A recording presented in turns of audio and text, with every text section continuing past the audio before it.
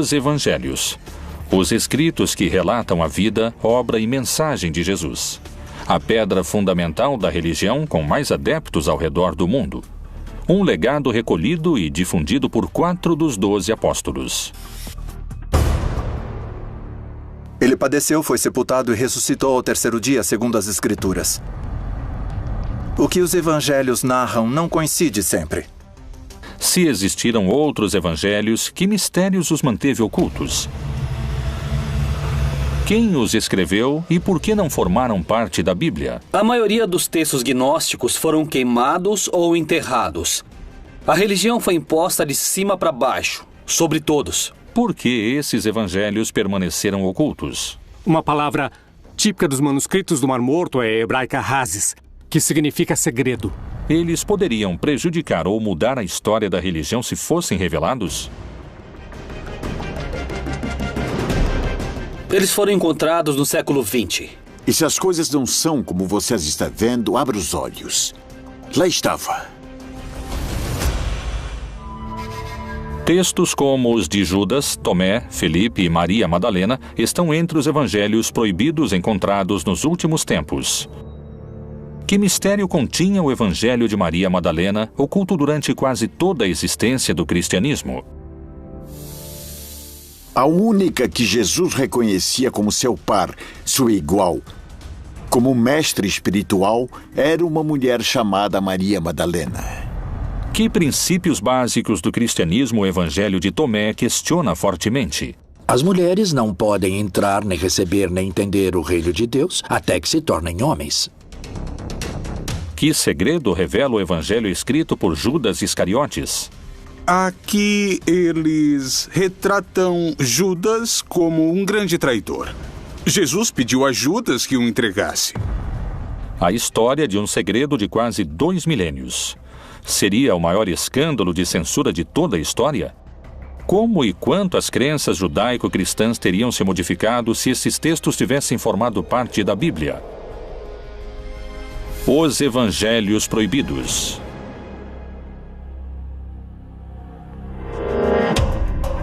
A Bíblia contém 1.189 capítulos, 31.102 versículos, 773.693 palavras e 3.566.480 letras. Não admite nenhuma a mais e nenhuma a menos. Evangelho significa boa notícia, um anúncio que tem um conteúdo positivo. Isso significa evangelho. A palavra cânone em grego significa regra, ou seja, é um texto que reconhecemos como regrado. E a igreja identifica nele uma determinada realidade. É uma regra, é uma legislação, é um reconhecimento da validade desses textos. Os 4 evangelhos canônicos são Mateus, Marcos, Lucas e João. A pergunta é, até onde esses materiais têm realmente uma base histórica? Eles realmente têm como origem o Jesus histórico? Quais foram os textos excluídos do livro sagrado? Bom, é o seguinte, nós temos o Evangelho de Felipe, temos o Evangelho de Judas, temos materiais referentes a Maria Madalena. De que época datam esses textos que foram denominados de evangelhos apócrifos? Os evangelhos apócrifos têm em comum o fato de datarem de uma época tardia, ou seja, entre o século II e o século V depois de Cristo, quando nenhum dos apóstolos estava vivo, e tampouco seus primeiros discípulos. A maioria dos evangelhos apócrifos tem procedência gnóstica e refletem uma postura totalmente antijudaica, já que o judaísmo postula um Deus criador de um modo material e o gnosticismo postula um mundo material malvado e um Deus que está interessado somente no mundo espiritual. Algo que é comum a todos os apócrifos é um Jesus que é como um holograma. É uma projeção aparente, mas nunca é realmente humano.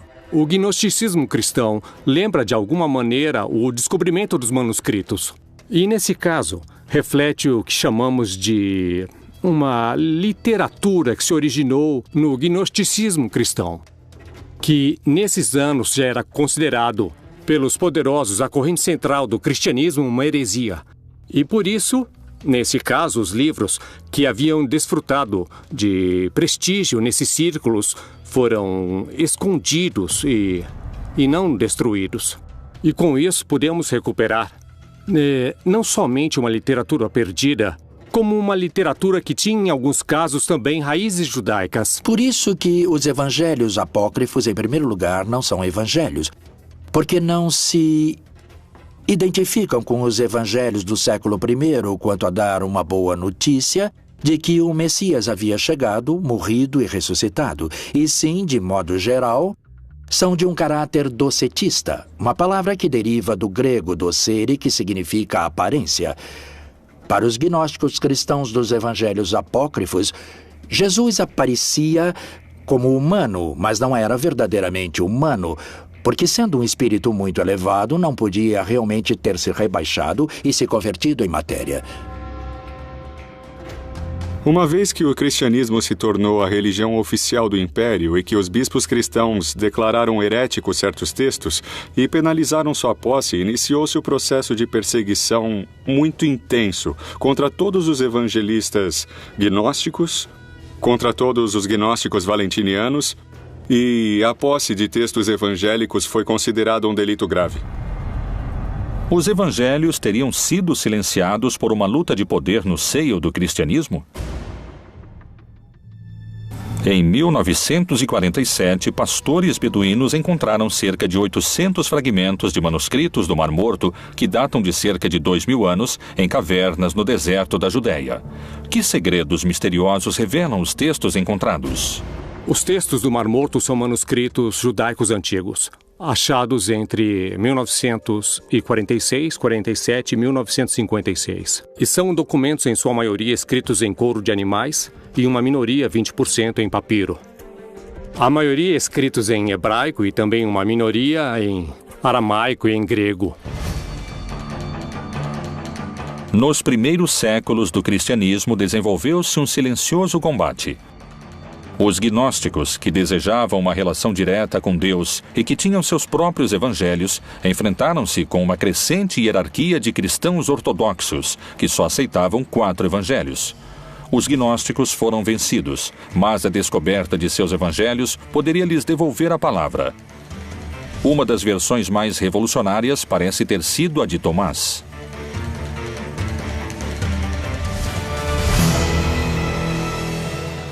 Há um escrito que alguns chamaram de Quinto Evangelho, que é o Evangelho de Tomé. Na verdade, nós o conhecemos pela tradução em copta, que foi achada na região do Egito, onde, por certo, muitos dos gnósticos cristãos foram viver. Há uma biblioteca descoberta perto das cataratas do Nilo, que se chama Nag Hammadi, e onde foi descoberta uma quantidade maravilhosa de textos antigos, muitos deles, precisamente, de origem gnóstica. Depois disse a Tomé: põe aqui o teu dedo e vê as minhas mãos, e chega a tua mão e põe-na no meu lado. E não sejas incrédulo, mas crente. Disse-lhe Jesus: porque me viste, Tomé, creste. Bem-aventurados os que não viram e creram. Tomé duvidou da ressurreição, tanto nos textos apócrifos como nos textos canônicos. É muito peculiar. Porque o Evangelho de Tomé não fala de quem era Jesus, nem que nasceu de uma virgem, não menciona Maria, nem seu pai, nem seus irmãos, nem a vida de Jesus, nem como morreu. Só fala dos dizeres de Jesus. É uma coleção de 117 dizeres de Jesus. Grande parte dos dizeres de Jesus não aparecem em nenhuma outra parte do Novo Testamento. E fala de um Jesus muito místico, muito espiritual. E que o reino dos céus está dentro de cada pessoa. E que se você desenvolver o reino dos céus através do amor, do altruísmo, não julgar, perdoar, etc., o reino dos céus cresce dentro de você. O reino está dentro de vós, e também está em vosso exterior. Quando conseguirdes conhecer a vós mesmos, então sereis conhecidos e compreendereis que sois filhos do Pai vivo. Há quem diga que se os textos tivessem ficado dentro da Bíblia, seria um contra-argumento do cristianismo institucionalizado. Por exemplo, um texto de Lucas, em que Jesus diz: o reino dos céus está. Em grego escreveram messos, vocês. Messos pode ser traduzido como dentro ou entre. E Tomé vai dizer que Jesus disse dentro de vocês. O reino dos céus está dentro de cada um. Qual seria a mudança fundamental que poderia provocar a tradução segundo o texto de Tomé? Não haveria igreja. A igreja em si significa grupo, significa pessoas convocadas, congregadas. Por que pode ser igualmente traduzido como Tomás traduz? O reino dos céus está dentro de cada um. Para o gnosticismo, a experiência religiosa é uma experiência imediata que não requer mediação do sacerdote ou do bispo. Nós temos mediações para aprender. Temos mediações para nos relacionar com os demais, temos mediações na linguagem, temos mediações no modo de nos comportar com os outros. E prescindir de mediações é uma pretensão que realmente não corresponde à prática e à experiência humana natural. Nesse sentido, uma mediação social e uma mediação institucional são imprescindíveis, não só no âmbito da fé, como praticamente em qualquer âmbito da vida cultural. Isso representava um desafio e também uma ameaça política muito séria para os bispos cristãos, pois o seu papel como mediadores entre o homem e o céu, ou entre o homem e Deus, era colocado sob suspeita. A salvação através do conhecimento interior é um dos princípios gnósticos. Jesus disse: aquele que busca, continue buscando até encontrar. Quando encontrar, ele se perturbará. Ao se perturbar, ficará maravilhado e reinará sobre o todo. Além disso, o Evangelho de Tomé prega outro modo de se relacionar com Deus e com a morte. O que o Evangelho de Tomás nos convida a entender é que nós não somos nossos pensamentos, não somos nossas emoções. Segundo os gnósticos, na medida que aprendemos a tomar distância e a deixar de pensar e de crer que somos nossos pensamentos e nossas emoções, podemos concentrar nossa atenção em quem observa esses pensamentos e emoções. E, paulatinamente, vamos nos identificando com o observador, e não com esse ruído mental e essas emoções. E é aí que reside o segredo da imortalidade para eles. Jesus disse: eu mesmo vou guiá-la para torná-la macho, para que ela também possa tornar-se um espírito vivo semelhante a vós machos. Porque toda mulher que se tornar macho entrará no reino do céu. Tomé queria um mundo não só sem instituições, como também sem mulheres, segundo afirmam alguns especialistas. O Evangelho de Tomé não tem uma mensagem central, porque parece somente um mosaico de dizeres atribuídos a Jesus. No entanto, temos um caso muito curioso. Ele diz que Maria Madalena terá de se converter em homem porque as mulheres não podem entrar, nem receber, nem entender o reino de Deus até que se tornem homens. O Evangelho de Tomé não foi o único que permaneceu oculto durante séculos. O manuscrito do apóstolo Felipe também foi recuperado.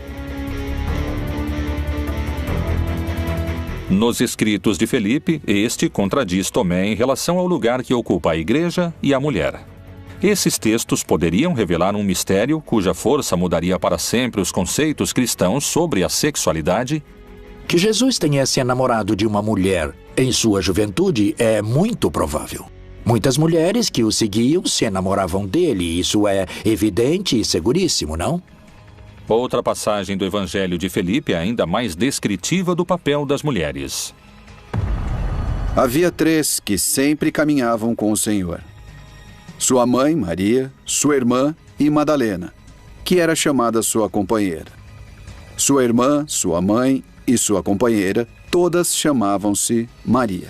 O Evangelho de Felipe também diz que Pedro, em algum momento, insistiu para que deixassem as mulheres de lado, que não poderiam ser discípulas nem apóstolas de Jesus.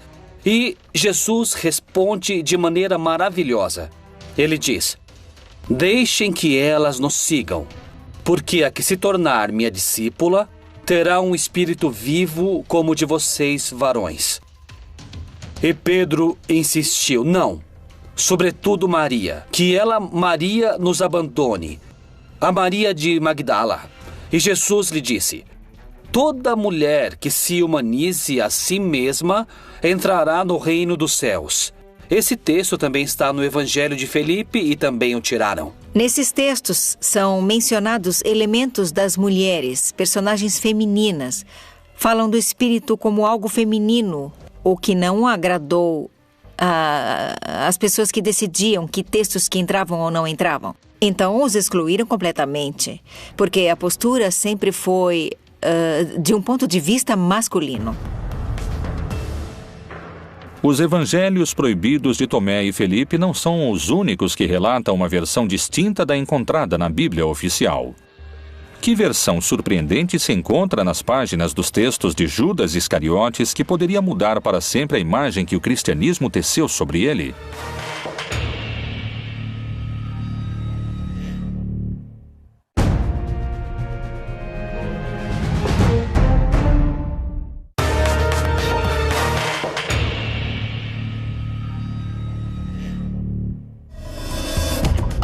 Niceia, ano de 1978.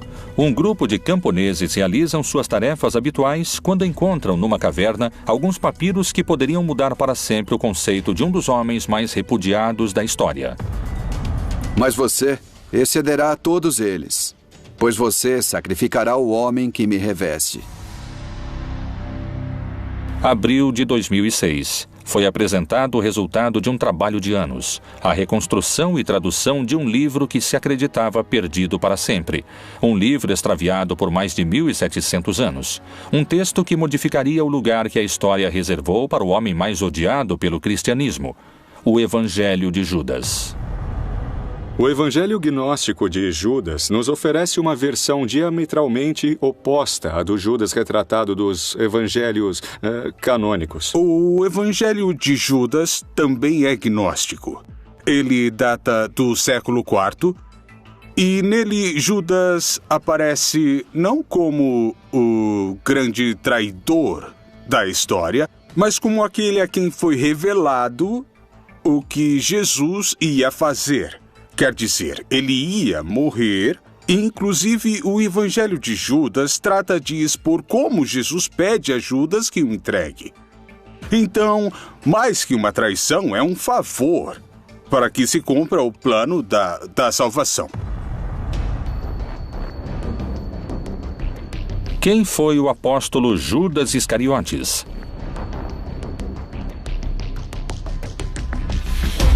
Segundo os evangelhos canônicos, foi o traidor que revelou o lugar onde poderiam capturar seu mestre, tal como havia anunciado o próprio Jesus durante a última ceia.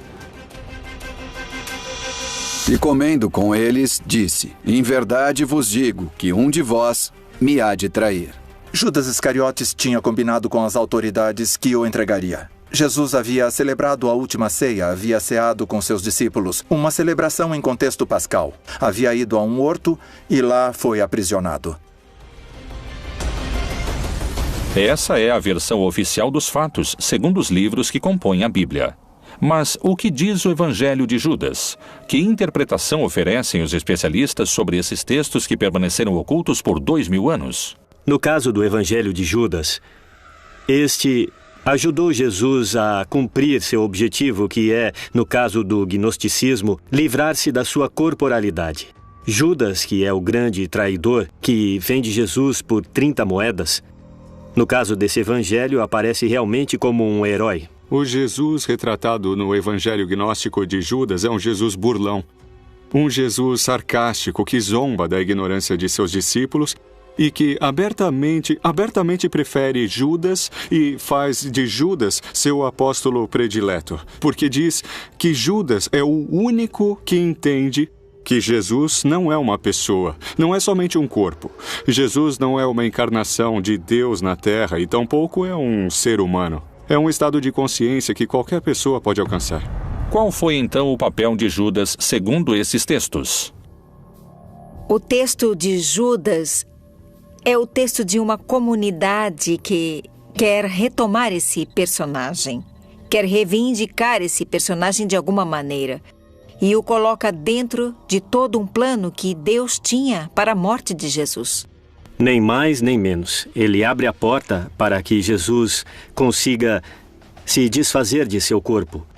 Algo desagradável e que não está incluído na doutrina gnóstica e que coloca Judas em primeiro lugar, enquanto que na doutrina cristã genérica ou geral, Judas é menosprezado, é um ser cobiçoso, um ser vil, que é imediatamente enviado para o inferno. Judas não dá nenhuma importância, nem tampouco Jesus, à crucificação, porque Cristo não se identifica nem com seu corpo, nem com a sua mente, nem com suas emoções.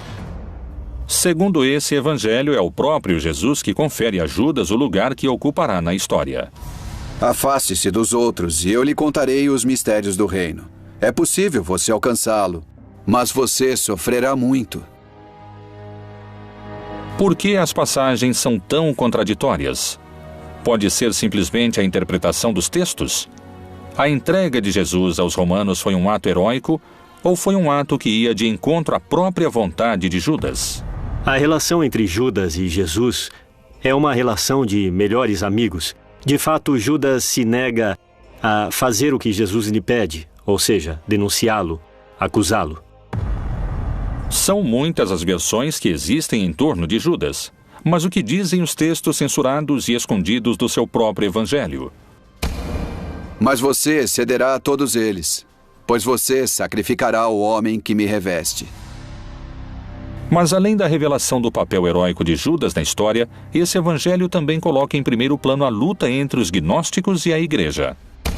No evangelho de Judas, a crucificação também é um símbolo. E, portanto, a cruz é um símbolo místico que representa, por um lado, o princípio ativo masculino, representado no eixo vertical da cruz, e o princípio feminino masculino, representado pelo corte transversal horizontal que forma a cruz. A crucificação representa a possibilidade de se libertar, de se afastar desses dois princípios que fazem parte da natureza de cada pessoa. Então, mais que uma traição, é um favor para que se cumpra o plano da salvação. O evangelho de Judas o descreve não como um traidor, mas sim como um herói fundamental para cumprir o plano de Deus. Algo semelhante ocorre nos textos de Maria Madalena, que, longe de apresentá-la como uma pecadora, mostra-a como a discípula eleita, que daria continuidade ao projeto de Jesus.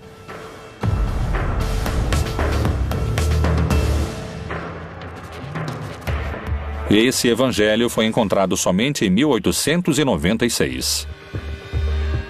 Que segredo oculto revela o evangelho de Maria Madalena?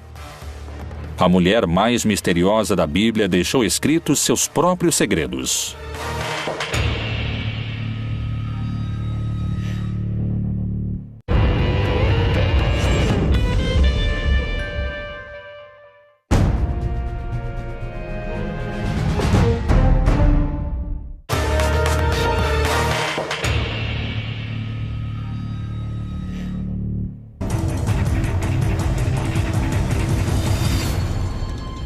Os evangelhos gnósticos apresentam diferenças fundamentais em relação aos chamados canônicos, como os de Tomé, Filipe e Judas.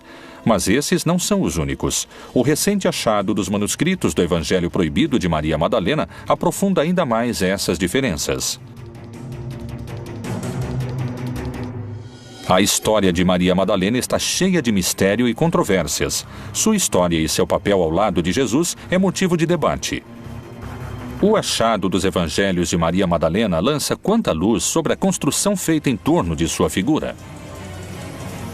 Maria Madalena, nos evangelhos canônicos, desaparece. A figura principal, isso afastando-nos dos gnósticos, a figura principal dos evangelhos, que descobre que Jesus não está na tumba, é Maria Madalena. Os outros duvidaram até o final. Nos textos gnósticos, quando Maria Madalena é a discípula preferida de Jesus, ela é a mulher muito próxima de Jesus, que a amava intensamente. Ela andou com ele junto com os discípulos desde que Jesus pregava na Galileia. Ou seja, Maria estava acostumada com um trato cotidiano e direto com Jesus. Quais são as palavras do Evangelho de Maria Madalena que ordena segui-la ao invés dos discípulos? Será que ele realmente conversou em particular com uma mulher e não abertamente conosco? Devemos mudar de opinião e ouvirmos a ela? Ele a preferiu a nós? O texto concreto de Maria Madalena é do século II, não chega ao século III. Jesus de Nazaré beija Maria Madalena na boca, indicando que ela é alguém diferente e que está acima dos demais apóstolos. Maria Madalena é uma de suas eleitas. A pessoa com quem Jesus, desde outro mundo, não sabemos, desde algum lado, decide se contactar não são os outros 12 apóstolos, muitos dos quais escreveram a Bíblia, mas sim com uma mulher prostituta que se chama Maria Madalena, que é quem dá a boa nova. Não? Coisa curiosa, como era diferente Jesus, não, em relação a todo o resto da Bíblia. É para ela que Jesus aparece pela primeira vez. Por isso, ela recebeu o título ou nome de Apóstola dos Apóstolos. Por que Jesus escolheu se apresentar a Maria quando ressuscitou e não aos seus 12 discípulos? De que modo a Bíblia oficial relata esse encontro? Maria Madalena foi e anunciou aos discípulos que vira o Senhor e que ele lhe dissera isto. Quando Madalena disse que tinha visto Jesus, nessa hora Pedro zomba dela, diz: aquela mulher viu Jesus, mas que era apenas na sua imaginação. Então, inclusive, ele é repreendido por Levi por sua atitude que diz: Pedro, você sempre com esse seu mau gênio. Não trate a Madalena assim, eu não creio que essa mulher minta. Nos 4 evangelhos que temos no texto bíblico, ela não é muito comentada, essa figura se perde. Mas temos outros documentos que ela é considerada e que falam do ministério que ela exercia. Existiriam mulheres que participaram das decisões que acabaram formando o que hoje conhecemos como a Bíblia canônica? Os escritores, a maioria eram homens. E as decisões de como fechar o cânone bíblico e de como ir fechando os evangelhos também foram tomadas por homens. Qual era o papel de Maria Madalena? Que relação a unia com Jesus? A resposta está em seu evangelho. O Evangelho de Maria Madalena nos fala de uma liderança da mulher. Nós o conhecemos como um pouco gnóstico, porque diz: me foi revelada a sabedoria, fui conhecendo mais sobre ele. Então, no final das contas, o texto fala da vida de Jesus, aparentemente do ponto de vista de Maria Madalena, mas da forma como ela foi adquirindo conhecimento para chegar ao nível de Jesus. Por isso reconhecemos que é agnóstico. Esse evangelho relata um encontro único entre Jesus e Maria Madalena.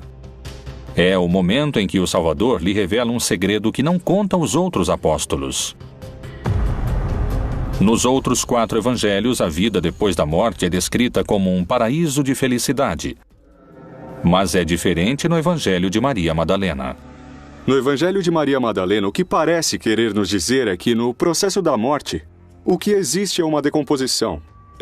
O que existe é uma dispersão das nossas emoções, de nossos pensamentos, uma ruptura de identidade. Esses são os demônios que Maria Madalena enfrenta. Mas, por outro lado, o que perdura é a atenção, a consciência, que é o contrário do pensamento. O pensamento passa o tempo se lançando para o futuro ou olhando o passado, mas raras vezes o pensamento está no presente, no agora.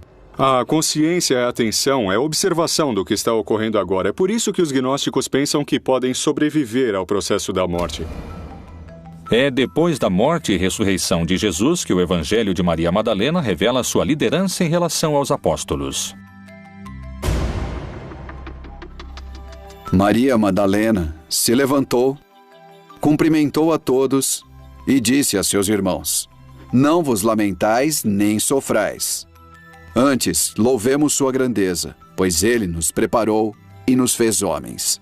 No Evangelho que leva o seu nome, ela aparece como uma figura central.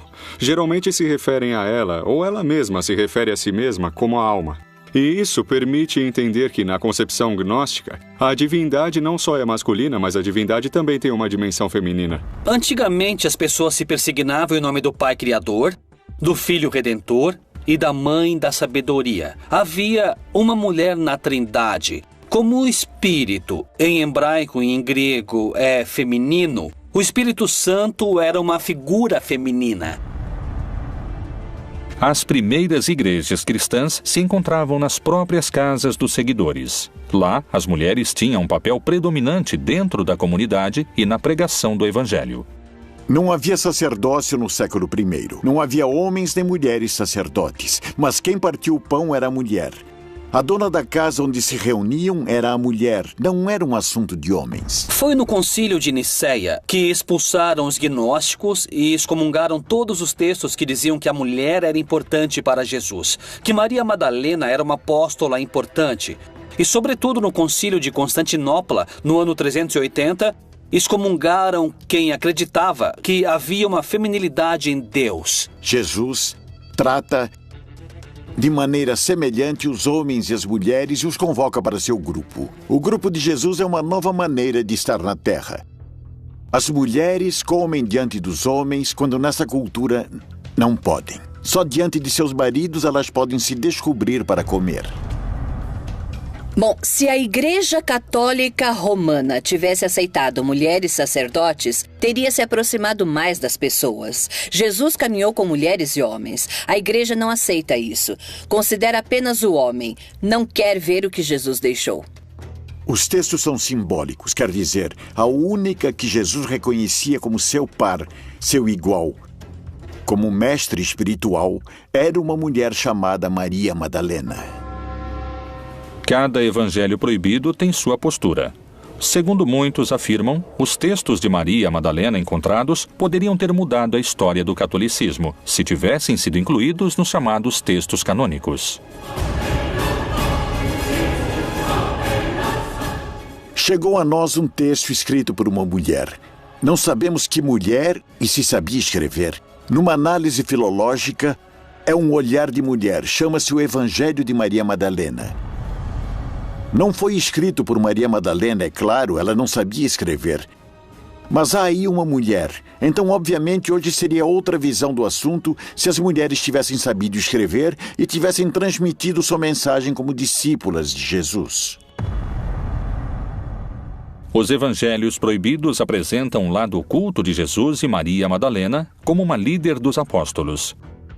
Os evangelhos de Judas, Maria Madalena, Felipe e Tomé compartilham uma raiz gnóstica. Um caso diferente é o de um evangelho descoberto por arqueólogos franceses em 1886, nos braços de um bispo enterrado muitos séculos antes. Que notícias reveladoras sobre Cristo trazem os manuscritos encontrados de Pedro? Que dizem esses textos ocultos durante tantos anos e que agora vieram à luz? Os Evangelhos de Pedro, os escritos proibidos do primeiro Papa.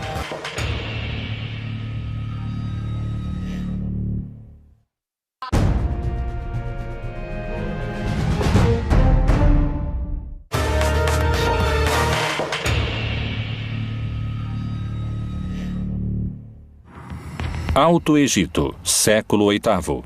Um monge faz seu último pedido, ser enterrado com o livro que protegeu durante toda a sua vida. Inverno de 1886. Seção cristã de um cemitério no Alto Egito. Um grupo de arqueólogos franceses procuram peças e encontram o caixão que encerra o monge.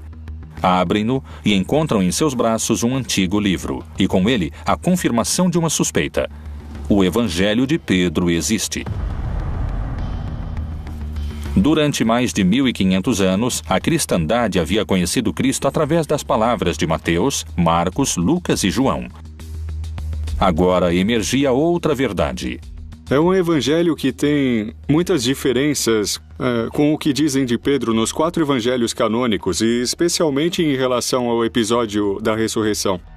O que diferencia o evangelho de Pedro dos evangelhos oficiais?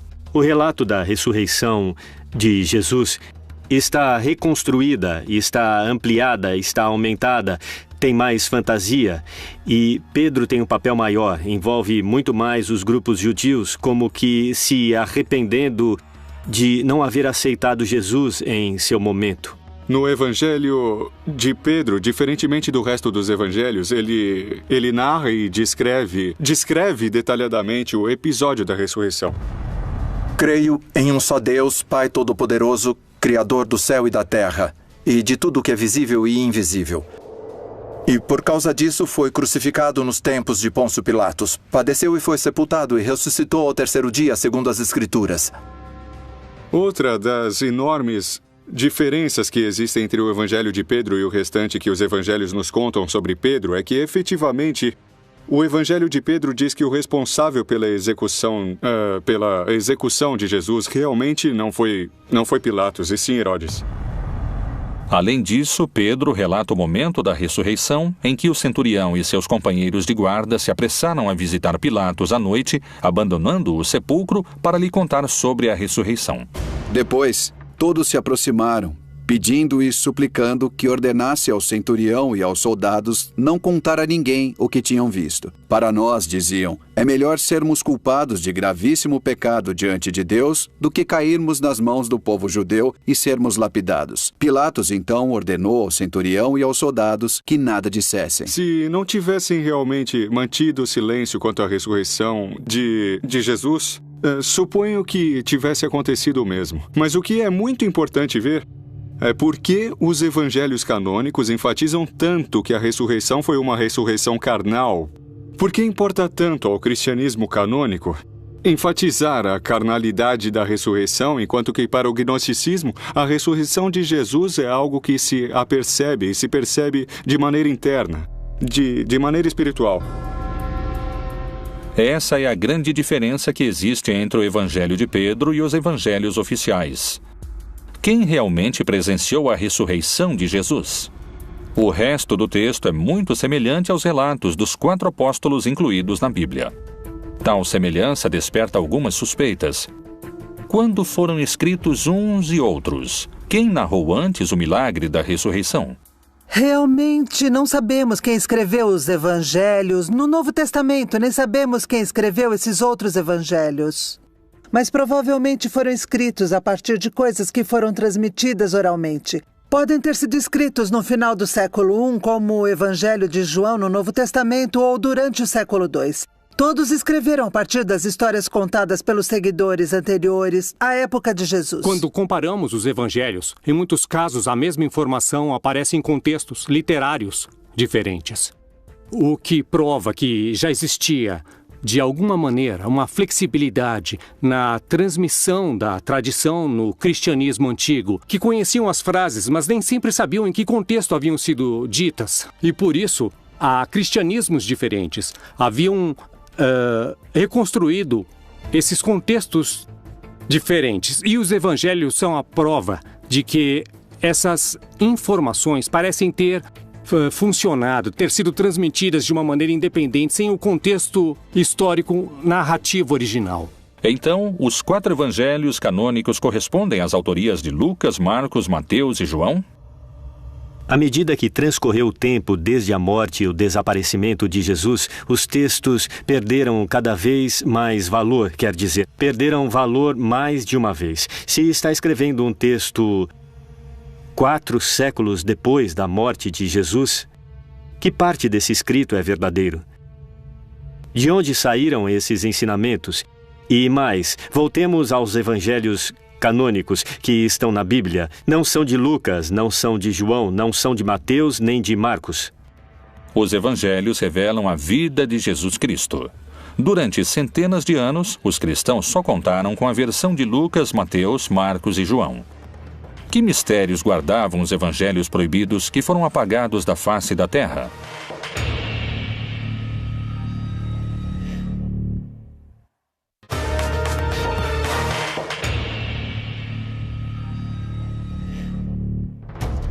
Quais foram os motivos para que alguns evangelhos fossem incluídos na Bíblia e outros fossem silenciados? As hierarquias eclesiásticas teriam sobrevivido se sua mensagem tivesse sido propagada? Quem foram e o que diziam os profetas que foram calados durante séculos? No ano de 312, Constantino, um imperador criado no paganismo romano, um homem que acreditava em muitos deuses, teve uma revelação antes de uma batalha. Constantino teve um sonho em que uma voz lhe disse que se, durante aquela batalha, portasse uma cruz, um crucifixo, seria vencedor. E diz a lenda que foi assim. Na batalha da Ponte Milvia, derrotou Maxêncio, conseguiu unificar um império que estava dividido numa tetrarquia e depois se fez batizar e se converteu no primeiro imperador romano cristão. Isso foi muito significativo e muito relevante para o processo de consolidação política do cristianismo. A partir do triunfo de Constantino, a religião católica mudaria para sempre com o Concílio de Nicéia. Esse concílio ordenou o imperador Constantino para tornar o cristianismo uma religião imperial. E porque havia vários cristianismos. Havia o cristianismo monofisista, havia o cristianismo que chamaríamos depois de católico, havia os cristãos gnósticos, havia muitos cristianismos. Para unificá-los, Constantino ordenou que os bispos de todos esses cristianismos se reunissem no ano de 325 na cidade de Nicéia, para escolher quais narrações e relatos da vida e da obra de Jesus eram reais e seriam revelados e quais não. Evidentemente, houve um interesse político de Constantino de unir em um mesmo texto, um texto grande, os escritos mais representativos das comunidades cristãs de maior valor em número ou prestígio do Mediterrâneo. Os evangelhos que aparecem na Bíblia apresentam graves erros históricos e geográficos que uma leitura precisa começa a revelar. Foi um imperador romano que adorava o sol, aquele que estabeleceu as regras básicas da Igreja Católica como a conhecemos hoje? Constantino governou a partir do ano 313, ou seja, no século IV. No século IV já estava decidido, já era um fato histórico os livros que os crentes consideravam inspirados. E mais, algumas das perseguições imperiais contra os cristãos exigiam que as pessoas entregassem os livros sagrados, caso contrário, eram mortas. Muitos cristãos se dispuseram a morrer na fogueira porque não entregaram os livros sagrados, e isso foi antes de Constantino. Os gnósticos perderam sua primeira batalha, mas essa não seria a última e nem a pior de suas derrotas. Qualquer livro do cristianismo que foi separado dessa lista, considerada sagrada por ordem do imperador Constantino, ficou de fora, se tornou apócrifo. Qualquer seguidor desses textos, dessas crenças, a partir desse momento, foi considerado herege, que significa aquele que pensa diferente. Para muitos especialistas, os evangelhos proibidos constituíram um campo de batalha em que se travou a guerra entre os gnósticos e a hierarquia eclesiástica. Uma luta que, segundo narra a história, venceram os sacerdotes da Igreja Católica. Já desde um primeiro momento pareceu haver gerado uma polêmica entre os seus seguidores, e por isso os evangelhos, sejam os canônicos ou sejam os apócrifos, refletem interpretações diferentes da mensagem original histórica de Jesus. O que teria ocorrido se a perspectiva gnóstica tivesse triunfado? Qual seria o papel da mulher se os textos bíblicos tivessem sido reformulados ou os textos gnósticos incorporados? Como seria a Igreja Católica hoje em dia com esses manuscritos como protagonistas? Essas são algumas perguntas que emergem da Bíblia Proibida.